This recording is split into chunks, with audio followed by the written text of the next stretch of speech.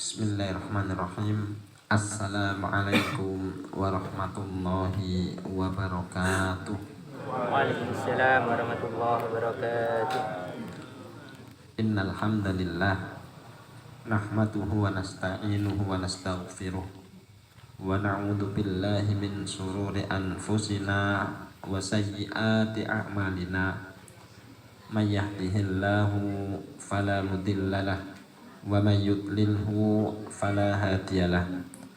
Wa asyhadu an la ilaha illallah wahdahu la syarikalah wa asyhadu anna Muhammadan abduhu wa rasuluhu la nabiyya wa la rasula ba'dah.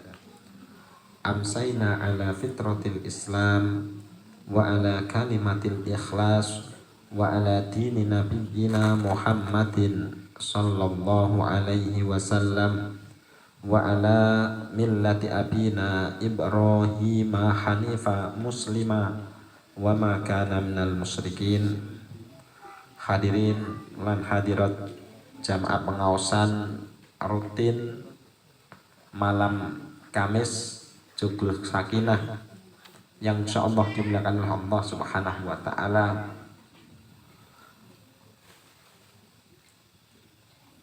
Imam Ahmad bin Hanbal pernah menyatakan, andai kata aku tahu doaku itu diterima oleh Allah Subhanahu wa taala, maka aku akan berdoa untuk kebaikan pemerintah.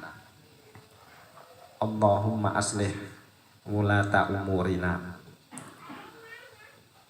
Kita melihat alhamdulillah kita secara resmi mempunyai presiden yang ke-8 yang terbaru, Bapak Haji Prabowo, juga wakilnya Mas Gibran. Mudah-mudahan Allah senantiasa memberikan bimbingannya kepada pemerintahan kita.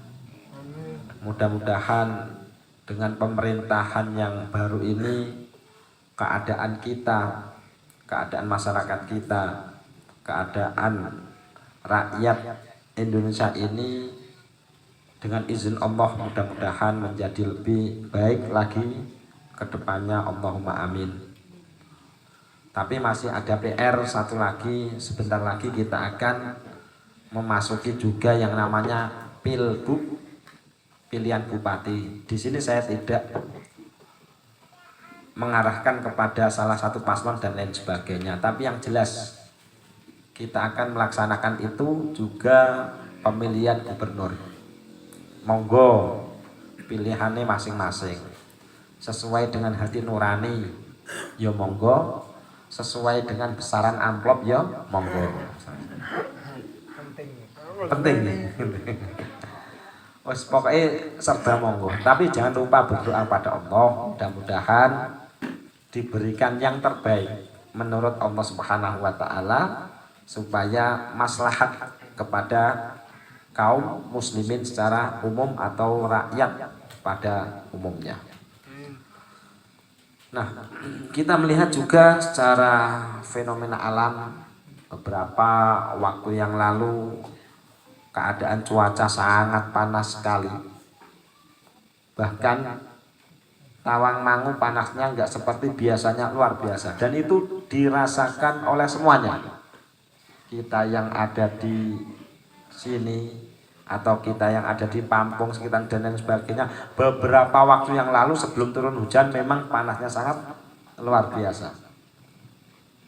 Setelah itu Allah menggantinya dengan keadaan dingin. Setelah itu Allah menggantinya dengan hujan dan lain-lain sebagainya. Keadaan seperti ini justru malah membuat banyak orang yang sakit. Udanan sithik watuk, panasen pilek, kademen masuk angin. Menungsa yang ngoten. Khuliqal insanu jazua. Wa idza khuliqal insanu halwa wa idza massahu syarru jazua wa idza massahul khairu manua. Senantiasa berkeluh kesah. Maka disinilah pentingnya kita banyak wirid, banyak doa, dan bersyukur atas keadaan apapun yang telah diberikan oleh Allah Subhanahu wa Ta'ala, baik pemerintahan yang telah diberikan oleh Allah, baik cuaca yang telah diberikan oleh Allah. Yang kedua, yang ketiga, mungkin banyak yang mengeluh tentang ekonomi sulit. Ada yang mengatakan setelah selesai pilihan-pilihan ekonomi baru lancar. Ada yang mengatakan setelah tahun 2006 akan lancar dan lain-lain sebagainya. Tapi yang jelas, dirasakan maupun tidak dirasakan, keadaan putaran ekonomi niki rodok seret. Rodok seret. Nek kula mboten krasa, mboten nate nyekel duit kathah niki ya. Nek mboten nate nyekel duit kathah kaya kula mboten krasa, mbok seret, mbok lancar mboten krasa. Bedone napa ngoten mawon. Tapi yang jelas kalau kita ke pasar, wah, rapayu kabeh dagangane. Kalau kita di pertanian, wah, rego-rego kabeh do anjlok. Ketika kita ke bakul beras dan lain-lain sebagainya, macam-macam dan lain sebagainya. Kalau kita mensyukuri semua keadaan, insya Allah enak gitu. Ya, insya Allah enak, tidak banyak mengeluh, ya, tidak banyak pradul dan lain-lain sebagainya. Jadi tiga hal inilah yang ternyata hakikat hidup memang seperti itu. Ya, maka disinilah pentingnya kita berdoa yang terbaik untuk orang lain maupun untuk diri sendiri, keluarga, masyarakat. Yang pertama. Yang kedua, yang penting bersyukur kepada Allah atas nikmat-nikmat yang telah dikaruniakan. Masih sehat, ya. Nikmat iman, nikmat berkumpul bersama teman dan lain-lain sebagainya. Masih banyak. Wa in ta'uddu nikmatallahi la tuhsuha. Kalau kita ini disuruh menghitung antara nikmat dan ujian, lebih banyak nikmatnya. Kalau dihitung nggak bisa menghitungnya, saking banyaknya. Ya. Rata-rata orang sehat sama sakit banyak mananya? Banyak sehatnya. Sehatnya sak tahun, sakitnya sak ulan wis ngeluh. Gitu ya. Masya Allah. Maka bersyukur atas semua keadaan agar supaya apa? Allah memberikan kebaikan-kebaikan yang lainnya. Hadirin dan hadirat yang dimuliakan oleh Allah Subhanahu wa Ta'ala. Pada malam hari kali ini kita akan sedikit membahas tentang keprihatinan kita dengan dunia pendidikan sekarang. Saya di beberapa tempat sering menyampaikan ini karena memang sangat urgent sekali. Atau mungkin saya ulang-ulang dari apa yang saya katakan. Ilmu itu ya pengulangan. Kalau zaman dulu ketika Pak Giarno kecil misalnya, atau Pak Ilham masih TK, itu guru bentak murid itu biasa, nggak masalah. Bahkan guru ngaji gepuk mukul dengan tongkat itu ketika muridnya nggak bisa, itu lumrah biasa zaman dulu. Sehingga apa? Keadaan belajar mengajar itu berjalan dengan baik. Jarang zaman dulu itu orang tua komplain kepada guru maupun ke lembaga, jarang sekali. Ya. Wes pokoknya sing penting pasrah karo gurune, sing penting apa diajar lan didongake ngoten mawon. Iku biyen zaman dulu. Kecilan saya. Pokoknya yang seumuran saya mesti tahu lah. Zaman-zaman segitu nggak ada ceritanya cawe-cawe orang tua itu kepada guru atau lembaga pendidikan. Ketika kita melihat zaman sekarang, saya mendengar di beberapa media sosial ada guru itu dipenjara hanya gara-gara mengingatkan muridnya untuk sholat. Pradul wong tuane gak terima lapor polisi. Ada seperti itu. Itu zaman sekarang. Ada guru yang memukul muridnya dalam rangka mendidik. Murid gak terima lapor orang tuanya balik lapor lagi, gurunya dibui lagi. Saking wedine guru, sehingga apapun yang dilakukan oleh murid males nasihati dengan keadaan seperti itu. Sehingga efeknya apa? Banyak murid itu yang berani kepada guru. Bahkan di Facebook saya lihat itu ada murid yang masuk terlambat tiba-tiba menendang meja gurunya yang dipakai untuk mengajar. Gurunya juga nggak bisa apa-apa. Bahkan di jalanan kadang menghadang gurunya untuk diajak bertanya. Dan alhamdulillah mungkin ini di daerah-daerah sana, bukan di tempat kita ya. Bukan di tempat kita, alhamdulillah. Mungkin di perkotaan dan lain sebagainya. Kayak kebebasan guru itu ketika mendidik itu tersandra dengan kekhawatiran, nek aku ngandani, nek aku mukul dalam rangka mendidik, kuatir dilaporke wong tuane. Ya, kan seperti itu. Walaupun toh keadaan ini masih sangat jarang sekali, tetapi memang beberapa bulan terakhir ini viral di media sosial dan ini menjadi keprihatinan bagi kita tentang apa? Dunia pendidikan. Dan kita bersyukur mudah-mudahan tidak ada kejadian seperti itu di wilayah kita, mudah-mudahan. Saya sendiri sebagai orang tua dari anak-anak saya, ketika saya menitipkan anak untuk dididik seorang guru dan lain sebagainya, saya pasrah bongkoan. Bukan berarti pasrah bongkoan itu enggak cawe-cawe, enggak. Hanya sekedar tanya perkembangan dan lain-lain sebagainya. Walaupun dihukum, walaupun pradul ke saya, anak enggak saya dengarkan. Hanya saya arah. Saya juga merasakan karena kita juga sebagai seorang pendidik juga merasakan keadaan seperti itu. Nah, sehingga di sini pentingnya kita sebagai seorang guru atau kita sebagai seorang murid memperhatikan dua hal. Yang pertama adalah ketika kita menjadi seorang murid, maka yang perlu diperhatikan ada tentang masalah akhlak dan adab. Akhlak dan adab. Ini sangat penting sekali. Maka anak-anak kita itu, kita sebagai orang tua juga sebagai seorang guru, anak-anak kita sebagai anak sendiri atau sebagai murid, yang perlu kita tanamkan adalah adab dan akhlak kepada anak kita. Agar supaya apa? Yang ditanamkan diantaranya adalah hormat kepada guru, patuh kepada guru, manut kepada guru. Wis pokoknya didoktrin ngoten mawon.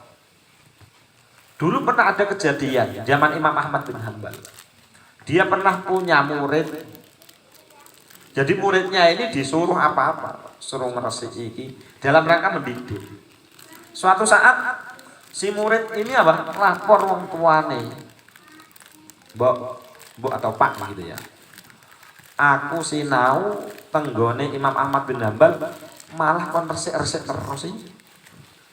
Dan orang tuanya merasa tersinggung. Aku mondokkan anak, aku nitipkan anak belajar, kok malah kon resik-resik iku piye karepe? Orang tua seperti itu. Lalu apa? Dia pradul kepada Imam Ahmad bin Hanbal, ngelabrak lah bahasanya. Setelah itu Imam Ahmad bin Hanbal apa? Silahkan anak Anda dibawa pulang saja. Kalau memang merasa saya ini mendidik menurut jenengan mendolingan. Akhirnya apa? Orang ketika di perjalanan, orang tuanya itu bertanya kepada anaknya tersebut, kamu diajari Imam Ahmad bin Hanbal apa? Saya diajari fikih, diajari hadis, tafsir. Tidaklah pertanyaan orang tuanya ini ketika ditanyakan kepada anaknya bisa jawab semuanya. Loh, gitu ya. Tapi kok malah disuruh gitu, suruh apa namanya harusnya dan lain sebagainya. Akhirnya apa? Lambat laun ilmu yang ada pada anaknya itu sedikit demi sedikit hilang. Akhirnya apa? Orang tua itu tadi ingin mengembalikan anaknya ke tempat Imam Ahmad bin Hanbal, tapi Imam Ahmad bin Hanbal sudah tidak mau menerima lagi. Hanya gara-gara apa tadi? Wong tua tidak tahu apa-apa, tiba-tiba pradul dan ngelabrak Imam Ahmad bin Hanbal ketika dia ingin mendidik muridnya mungkin dengan cara konversi dan lain-lain sebagainya. Mungkin kalau kita menitipkan anak di pesantren mungkin ya merasa itu dan sebagainya. Tapi ketahuilah insya Allah itu sudah terukur. Itu dalam rangka mendidik dan lain sebagainya. Ada seorang kiai itu di Jawa Timur. Saking takdimnya kepada kiainya atau ustadznya atau gurunya, itu setiap pagi itu dia memposisikan diri sebagai pembantu kiai. Kamar mandi kiai yang jam 3 itu diisi air, terus seperti itu sehingga kiainya senang dengan dia.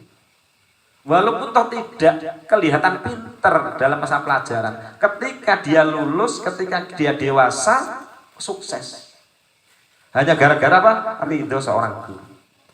Ternyata ridho seorang ustadz, ridho terhadap guru, ridho seorang guru terhadap muridnya itu bentuk daripada kesuksesan seorang murid itu sendiri. Sehingga kita ketika ingin mendidik anak, carilah ridho, ya tentunya Allah, ya. Dan di sini aja ridho guru itu tadi. Ini masalah. Sehingga penting sekali bagi kita apa? Menanamkan adab dan akhlak kepada anak kita. Dan juga perlu diajarkan kepada anak-anak kita ini agar supaya telinganya tidak mendengar aib gurunya, ya. Tidak mendengar aib gurunya. Didoakan, kita doakan. Itu bagi seorang murid. Kalau kita posisinya sebagai seorang guru atau pendidik, yang perlu kita perhatikan adalah tentang masalah ruhiyah atau tazkiyatun nafas. Dulu ada seorang ulama ingin menitipkan anaknya pada seorang guru. Maka ulama ini melihat ruhiyah seorang guru tadi sebelum dia menitipkan anaknya. Di antara ruhiyah yang paling diperhatikan itu apa? Tentunya tentang masalah akidahnya benar. Yang kedua, sholat 5 waktunya tertib. Guru sholat 5 waktunya tertib. Ya tentunya nek lanang ya teng masjid kan begitu. Dan dia senantiasa membaca Al-Qur'an. Itu secara roh, masya Allah, itu berasar sekali kepada seorang murid. Ibnu Taimiyah itu punya murid bernama Ibnu Qayyim Al-Jauziyah. Suatu saat Ibnu Qayyim Al-Jauziyah ini galau. Atine boten kepenak, uripe rodok semrawut ngoten. Akhirnya apa? Dia ingin meminta nasihat kepada gurunya yang bernama Ibnu Taimiyah. Belum minta nasihat, baru melihat orangnya saja. Baru melihat orangnya. Itu masalahnya sudah selesai semua. Loh kok iso? Murid nyawang guru, tiba-tiba apa? Perasaan gundah gulana, perasaan sedih, perasaan galau, itu tiba-tiba hilang. Ibnu Qayyim kaget. Jadi guruku duwe amalan apa to? Kok aku nyawang tok iki wis ilang masalahku. Nah, kita kadang kebalik ya. Nyawang orang itu tambah mumet masalahnya. Iya.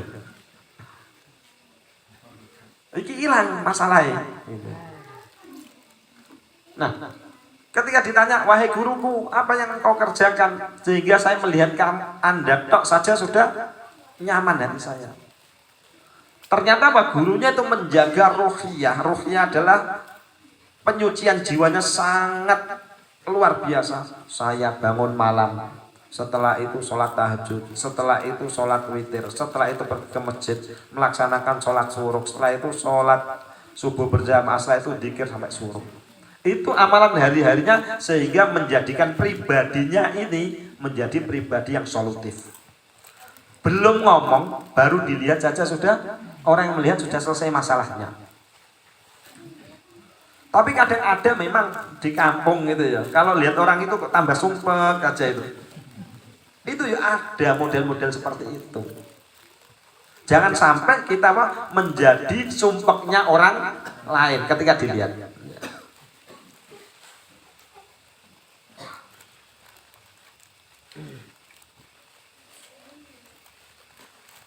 Saking tingginya ruhnya Imam Ahmad bin Hambal, ada orang yang kerasukan jin. Lalu ada orang yang minta diruqyah oleh Imam Ahmad bin Hanbal. Dia tidak mau meruqyah, hanya ngasih sandalnya saja. Ini sandalku, lihatkan kepada orang yang kerasukan tadi. Ketika dilihatkan, jinnya melayu. Suatu saat Imam Ahmad bin Hanbal sudah meninggal dunia, sandalnya masih ada. Ada orang lagi kerasukan, sandalnya dibawa, ditunjukkan kepada orang yang kemasukan. Kata jinnya, aku gak uti sandali, sing tak udeni wonge. Sekarang orangnya sudah meninggal dunia. Nah, buat apa sandalnya? Dilihatkan saya. Ini tingginya apa? Ruhiyah. Tingginya tazkiyah seseorang. Ya. Tingginya sucinya hatinya, masya Allah luar biasa. Nah, inilah pentingnya apa? Untuk murid kita tinggikan adab dan akhlaknya. Untuk seorang guru kita tinggikan tazkiyatun nafasnya. Tazkiyah untuk dirinya sendiri. Maka di sini kalau sinkron dua-duanya, insya Allah semua kegiatan belajar mengajar itu akan bagus, akan bagus. Hadirin dan hadirat yang dimuliakan oleh Allah Subhanahu wa taala. Yang saya bahas di sini adalah tentang masalah tazkiyatun nafas, yaitu penyucian jiwa. Bahwa Allah Subhanahu wa taala pernah berfirman dalam Al-Qur'an, "Innas sam'a wal basara wal fuada kullu ulaika kana anhu mas'ula." Ketahuilah sesungguhnya pendengaran, penglihatan dan hati semuanya akan diminta pertanggungjawaban di hadapan Allah Subhanahu wa taala. Sehingga prioritas kita dalam menjaga apa yang kita dengar, prioritas menjaga apa yang kita lihat, prioritas menjaga apa yang kita batin, itu lebih prioritas daripada butuhnya kita akan makan dan minuman. Kalau makan dan minuman itu hanya menguatkan badan saja. Tapi kalau perhatian kita terhadap pendengaran kita, penglihatan kita, hati kita akan menguatkan roh kita. Karena seseorang itu terdiri dari jasmani dan rohani. Makanannya jasmani ya makan dan minum seperti kita. Tetapi makanannya roh adalah apa? Memperbaiki pendengaran, penglihatan dan hati. Dan tiga hal inilah organ tubuh kita yang nanti akan diminta pertanggungjawaban di hadapan Allah Subhanahu wa taala. Biyen awakmu pas urip nang donya senengane ngrungokke apa? Ngrungokke kejelekannya tetangga apa enggak?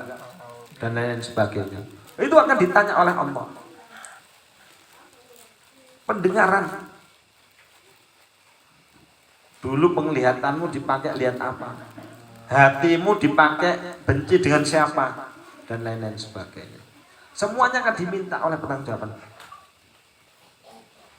Makanya orang itu akan masuk menghadap Allah dan akan masuk ke dalam surga dengan baiknya hati.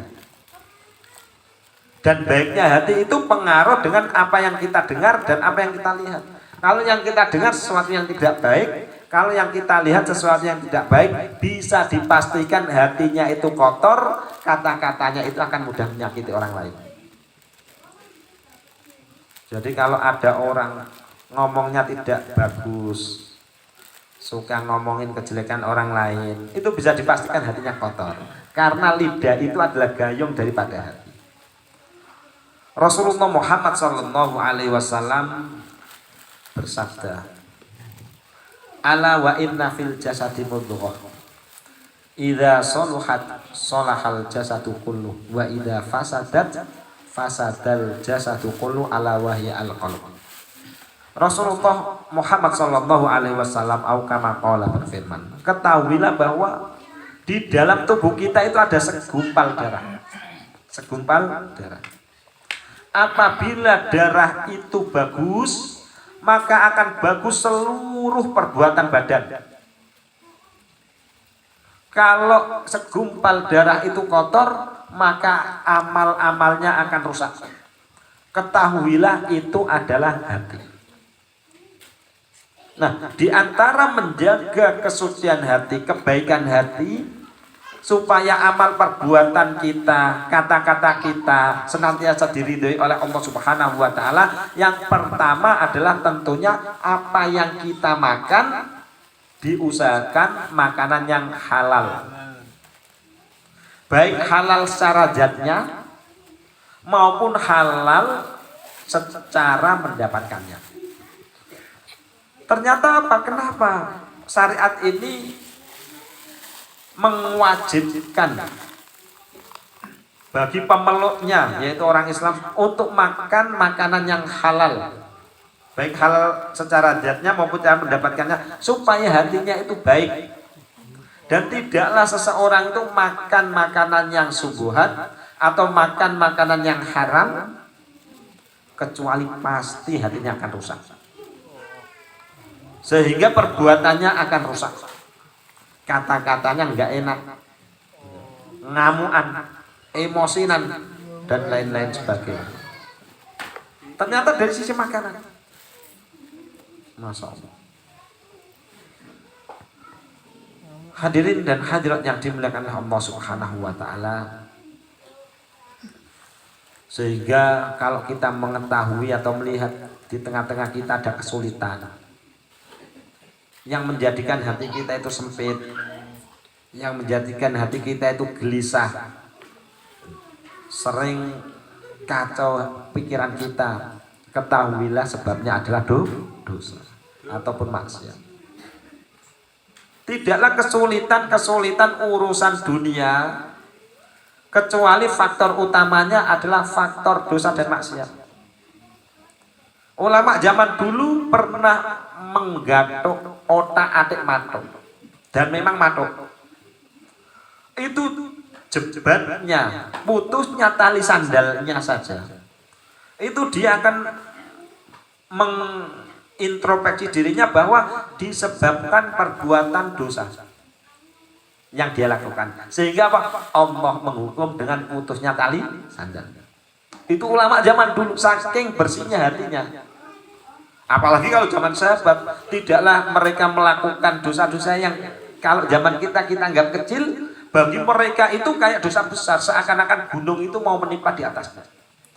Saking bersihnya hati mereka ini, sehingga apa? Koyok-koyok itu dosa sederhana itu bagi mereka besar, dan tobatnya luar biasa.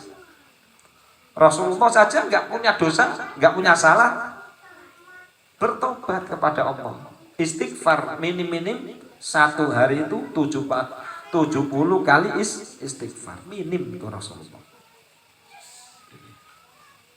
Bahkan kaki tertusuk duri saja itu kalau ulama zaman dulu sebabnya dosa. Untuk introspeksi diri sendiri. Apalagi kalau kita mungkin duwe kendaraan rewel, terus sepeda motornya gampang rusak, didandake gak kebeneran, rantene wis dibenerke nang bengkel ijek bujat maneh, mesinnya wis diservis isek bermasalah lagi. Itu jangan disalahkan servernya, bisa jadi itu adalah faktor dosa, sehingga Allah menguji dengan kendaraannya. Ini kata Fudail bin Iyad. Atau urip iku apes mawon, rekoso mawon, dan lain sebagainya. Ora ono enake murid. Ditambah rasa santonggo. Nek dodolan bangkrut terus. Anake angel aturane. Itu juga faktornya dosa. Bahkan kalau kita ke rumah itu yang seharusnya menjadi baiti jannati. Rumah itu tempat yang paling nyaman. Ada orang itu gak betah teng griya, Pak. Panas teng griya pengene metu mawon kelayapan mawon wonten. Mboten tiang mriki yang saya maksud. Tiang Jawa Timuran mriko.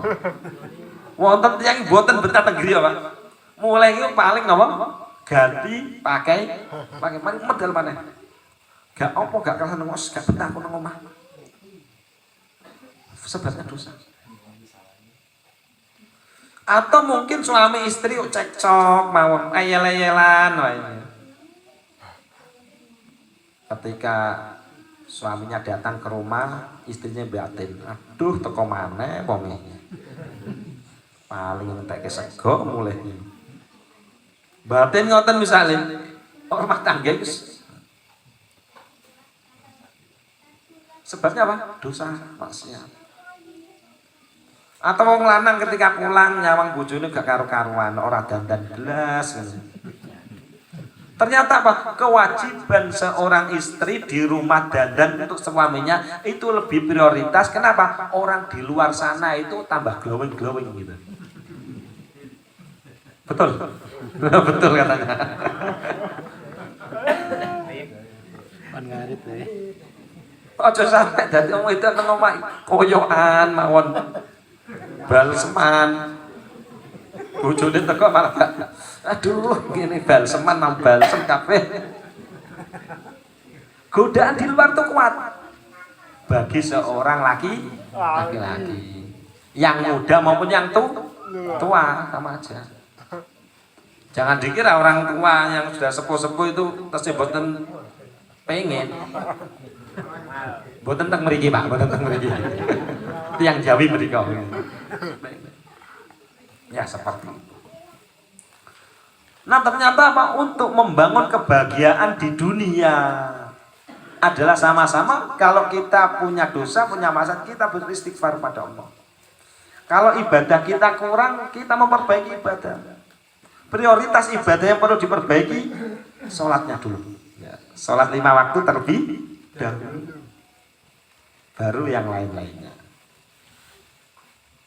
Nah, inilah pentingnya apa tadi? Tazkiyah, yaitu menyucikan diri maupun jiwa. Sehingga di sini dikatakan mengoreksi dan meluruskan hati itu lebih penting. Lebih penting. Meluruskan introspeksi diri, batin dan lain-lain sebagainya. Bapak-bapak dan ibu-ibu yang dimuliakan oleh Allah Subhanahu wa taala. Sehingga inilah keadaan kita itu terdiri dari jasad dan roh. Perhatian kita terhadap roh itu lebih prioritas karena roh inilah yang nanti dibawa untuk menghadap Allah Subhanahu wa taala. Roh itu tidak pernah mati. Roh itu nggak bisa mati sejak dia diciptakan. Cuman pindah alam dari alam yang satu ke alam yang lainnya. Meninggal dunia itu maksudnya kalau secara bahasa adalah apa? Pindahnya alam dari alam dunia ke alam barzah. Yang pindah siapa? Rohnya. Apakah kita ketika meninggal dunia nanti jasad tidak, kita akan mempunyai jasad baru. Tapi rohnya tetap. Kadang orang itu perhatiannya terhadap jasad itu luar biasa sehingga lupa hakikat roh itu. Ketahui roh itu nggak bisa mati sejak dia diciptakan. Sampai kapan? Sampai selama-lamanya. Hanya berpindah alam maupun tempat. Nah, inilah termasuk kita ngaji di tempat ini adalah apa? Untuk memperbaiki roh. Untuk memperbaiki keadaan hati, untuk memperbaiki keadaan niat beribadah karena Allah Subhanahu wa taala. Yang selanjutnya, hati seseorang itu bisa jadi kadang sakit, bisa jadi kadang sehat, bahkan bisa jadi kadang mati. Hati yang sehat adalah hati yang dia semangat dalam beribadah. Hati yang sakit adalah hati yang ketika diajak beribadah itu malas. Hati yang mati adalah hati-hati yang dimiliki oleh orang-orang yang tidak beriman kepada Allah Subhanahu wa taala. Sehingga disinilah keadaan hati kita itu dua. Kalau tidak sehat, yo sakit. Kenapa? Karena kita beriman kepada Allah. Tapi tugas kita adalah jangan sampai hati kita menjadi mati. Maksudnya mati di sini adalah apa? Kita keluar dari agama Allah Subhanahu wa taala, yaitu Islam. Jadi hati yang sehat, hati yang dikatakan oleh Allah Subhanahu wa taala, yauma la yanfa'u malun wala banun illa man atallaha biqalbin salim. Yaitu pada hari ketika harta dan anak-anak tidak berguna kecuali orang-orang yang menghadap Allah dengan hati yang selamat. Di antara faedah atau tafsir ayat ini adalah harta tidak dapat menjaga seseorang dari adab Allah. Harta, sekalipun kita menebusnya dengan sepenuh bumi atau dengan seluruh penghuni bumi. Jadi harta itu akan berguna kapan? Ketika kita gunakan di jalan Allah, ketika kita masih hidup. Jadi rezeki itu ada dua, apa yang sudah kita makan dan apa yang kita keluarkan di jalan Allah Subhanahu wa taala. Kalau nanti di akhirat seseorang itu diadab oleh Allah disebabkan perbuatan dosanya atau disebabkan kekafirannya, ketidakberimanannya kepada Allah, adab itu kalau ditebus dengan emas sepenuh bumi ini tidak akan pernah bisa. Tidak akan pernah bisa. Karena yang bisa menghadap Allah dengan baik dan selamat dan dimasukkan ke dalam surga manakala orang itu beriman kepada Allah dan membawa hati yang selamat ataupun hati yang sehat. Masya Allah, tanpa kita sadari Pak Bumi, kita itu dapat nikmat yang luar biasa, nikmat iman. Dan iman ini tidak diberikan oleh Allah kepada seluruh hambanya, kecuali orang-orang yang dicintainya. Bukti kita dicintai oleh Allah apa? Kita beriman kepada Allah Subhanahu wa taala sesuai dengan pemahaman para salafus soleh. Tidak angger beriman saja.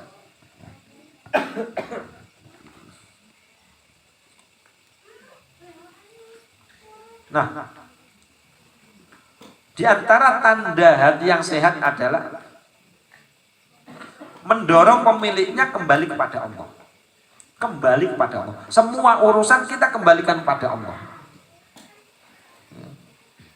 Ketika kita mungkin diuji dengan sakit, diuji mungkin dengan pas-pasannya ekonomi. Jadi Allah itu menguji dengan dua keadaan, diberi maupun diambil. Jadi pemberian itu juga ujian, pengambilan juga ujian. Orang ditakdirkan kaya, itu juga ujian. Orang ditakdirkan miskin, itu juga ujian. Dua-duanya ujian. Orang kaya itu keadaannya sama dengan orang miskin, galau juga. Kecuali orang yang ingat kepada Allah. Ala bidzikrillahi tatmainnul qulub. Duit oke, gak eling Allah galau. Apa maneh gak duit duit. Masya Allah. Kadang orang itu patokannya bahagia adalah mempunyai harta benda. Enak ya duwe mobil.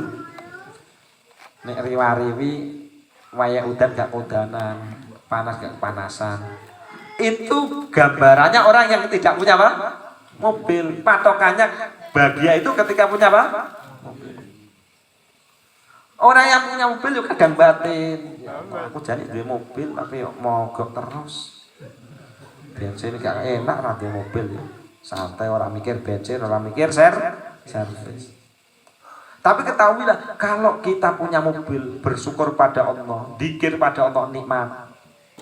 Kalau kita belum punya mobil, ingat kepada Allah, dzikir pada Allah juga nikmat. Keadaan nikmat itu sesuai dengan keadaan dzikir kita. Orang yang belum nikah, jenengan menikah dari Mas? Sudah? Kapan? 2 minggu yang lalu. Sudah ada sebulan belum? Belum ya? Ketemu terakhir saya belum nikah masalahnya. Alhamdulillah. Yang pundi? Istrinya? Ngerso. Masya Allah. Ya, beliau dulu murid kita di ISIN. Bolak-balik ketemu saya tuh belum nikah terus alhamdulillah ini baru kan ngaji teng Joglo Sakinah insyaallah.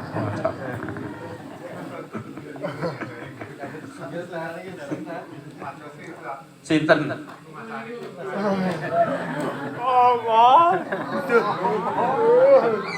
Mantan apa mboten Mas? Cari yang gadis atau janda.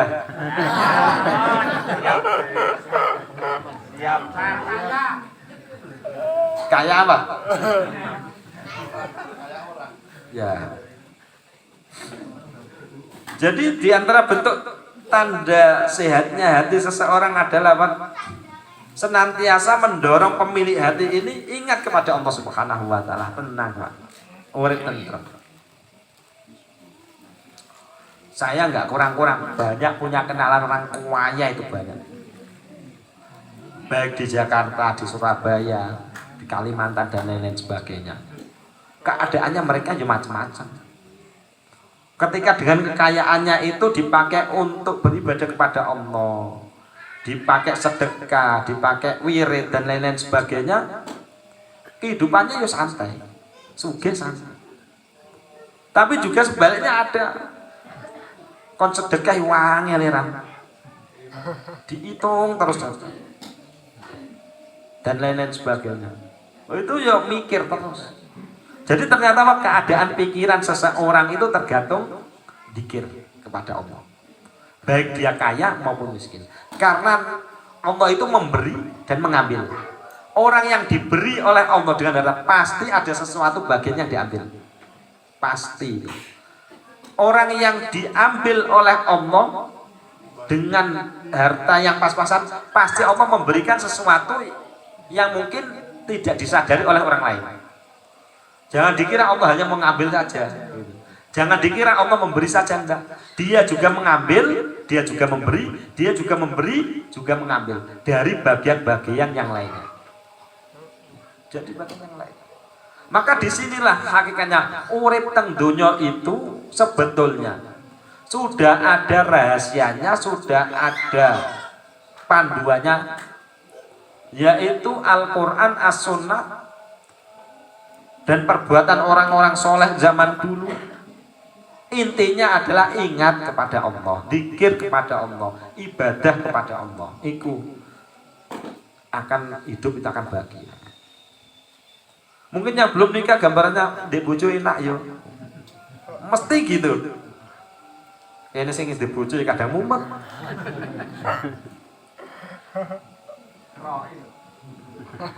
Loh, gimana? Hanya sawang sinawang saja urip itu ya, hanya sawang sinawang. Saya usia 40 tahun ini sudah mengamati keadaan orang itu, mengamati keadaan orang. Maksudnya mengamati dalam hal ini, kalau memang dulu ketika usia-usia 30, 25 itu patokan orang bahagia ya duit, duit bojo. Ya, itu dulu sebelum punya istri, sebelum dan lain sebagainya. Tapi sejak bertambahnya usia, banyaknya guru yang saya, intinya ingat pada Allah sudah. Ingat pada Allah. Qadarullah wa masa afa'al sejak menikah. Saya hidup itu nomaden, kontraktor, pindah-pindah dan lain sebagainya. Sudah diweling oleh Pak Kiai. Pindah-pindah gak mau, yang penting eling marang Allah Subhanahu wa taala, ojo lali ibadah. Saya praktekkan, ya alhamdulillah santai gitu. Maksudnya santai itu, ya saya menikmati. Ya, menikmati. Pindah sana, pindah sini dan lain-lain sebagainya. Dimudahkan Allah Subhanahu wa taala. Tapi ketika pas lali wirid ya, kadang mumet juga. Dan lain sebagainya. Nah, maka dari sinilah keadaan kita, yuk kita jaga hati kita supaya sehat. Yang pertama adalah alhamdulillah kita memperbaiki keimanan, memperbaiki ibadah. Jangan mudah benci dengan orang lain, jangan mudah mendengar aib orang lain. Hidup itu mensyukuri apa adanya, jangan sawang sinawang. banyak-banyak wirid, banyak-banyak zikir. Perbaikilah sholat 5 waktu, baca Al-Quran. Insya Allah apapun takdir yang diberikan oleh Allah kepada kita, kita akan tenang. Nah, kita akan tenang dan masing-masing akan diuji oleh Allah Subhanahu wa Ta'ala. Yang nggak punya duit diuji dengan tidak punya duit, yang punya duit diuji dengan punya duit, yang belum punya pasangan diuji dengan belum punya pasangan, yang sudah punya pasangan juga diuji dengan pasangannya. Mungkin ini sedikit yang bisa kita sampaikan. Kurang dan lebihnya kami mohon maaf. Mudah-mudahan kita semuanya dirahmati oleh Allah Subhanahu wa Ta'ala. Mudah-mudahan yang sakit di antara kita, keluarga kita, masyarakat kita, semoga disembuhkan oleh Allah Subhanahu wa Ta'ala. Siapa-siapa yang meninggal dunia dari keluarga kita, tetangga kita, masyarakat kita, saudara kita, diampuni dosa-dosanya dan diangkat derajatnya di sisi Allah Subhanahu wa Ta'ala. Subhanakallahumma bihamdika asyhadu an la ilaha illa anta astaghfiruka wa atubu ilaik. Akhiru da'wana anil hamdulillahi rabbil alamin. Assalamualaikum warahmatullahi wabarakatuh.